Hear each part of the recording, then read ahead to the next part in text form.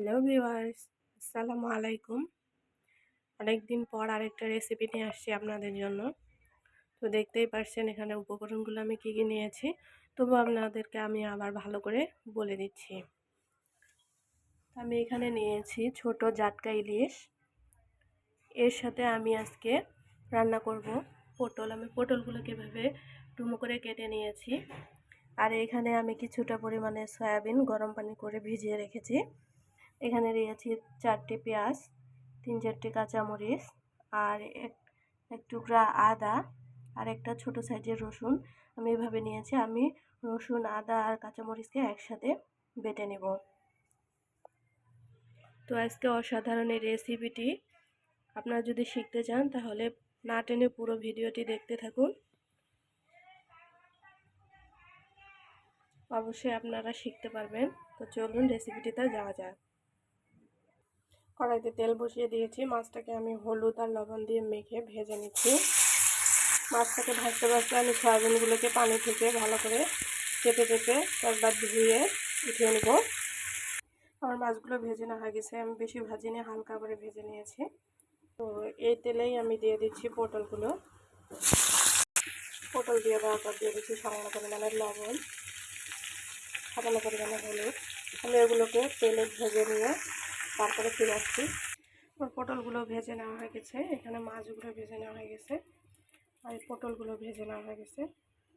এখন পটল আর মাছ আমি এভাবে ভেজে তুলে নিয়েছি। তো এবারে দিয়ে দিচ্ছি আমি সেই সিপে রাখা সয়াবিন, দিয়ে দিচ্ছি সামান্য পরিমাণে লবণ, সামান্য পরিমাণে হলুদ গুঁড়া।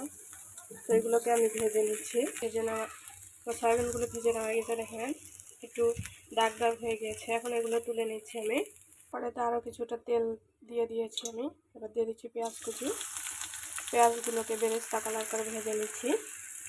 তো আপনারা না টেনে পুরো ভিডিওটি দেখুন। এই রেসিপিটি অসাধারণ লাগে খেতে। আমি তৈরি করতেছি তাই আপনাদের সাথে শেয়ার করলাম। যদি কারো ভালো লাগে অবশ্যই লাইক কমেন্ট শেয়ার করবেন, প্লিজ সাবস্ক্রাইব করবেন। পেঁয়াজগুলোতে যখন একটু হালকা হালকা কালার এসছে, দিয়ে দিচ্ছি সেই যে আমি আদা, রসুন আর কাঁচামরিচ বেটে রেখেছি সেগুলো দিয়েও আমি কিছুক্ষণ ভেজে নিচ্ছি, কাঁচা গন্ধটা না যাওয়া পর্যন্ত।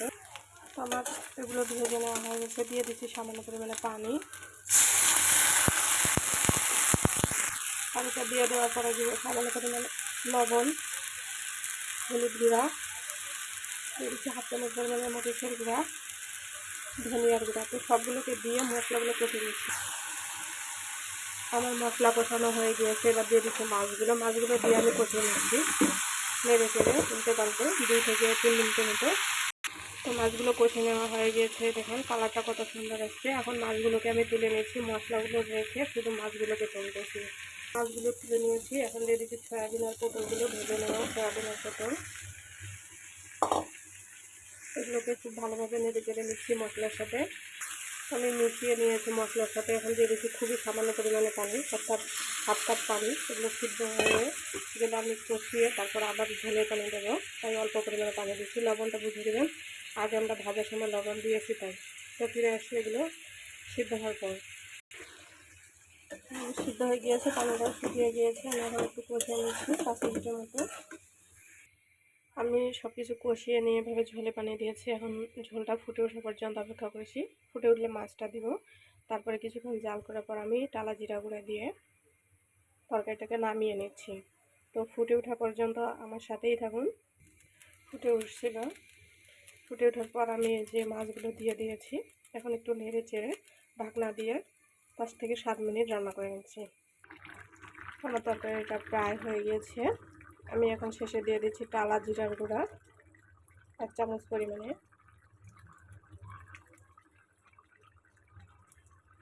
এখন ঢেকে 2 মিনিট রান্না করে নিচ্ছি।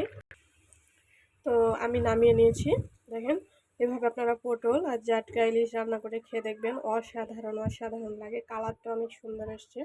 শেষের দিকে আপনারা নুন ঝাল একটু টেস্ট করে নেবেন। তো আপনারা ভালো থাকবেন, সুস্থ থাকবেন, অবশ্যই আমার জন্য দোয়া করবেন।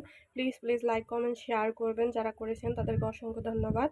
পরবর্তী ভিডিও পাওয়ার জন্য নোটিফিকেশন বাটনটিতে ক্লিক করে রাখবেন, অবশ্যই সাবস্ক্রাইব করবেন। আসসালামু আলাইকুম।